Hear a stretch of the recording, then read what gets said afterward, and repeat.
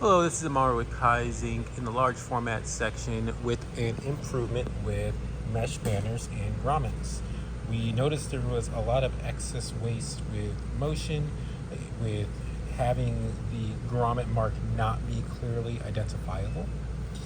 So what we've done is made an improvement to make it easier to identify. So when we are punching that grommet, it's easier one fluid motion to identify the hole we need to make it and punch the hole.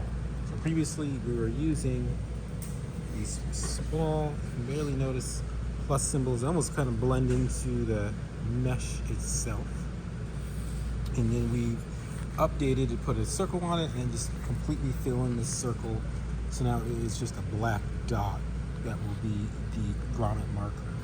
You can see here, just with me trying to find it and line it up, it can be very difficult just to see it in the light, and it basically has disappeared at this point. You can barely even see it just from this angle here.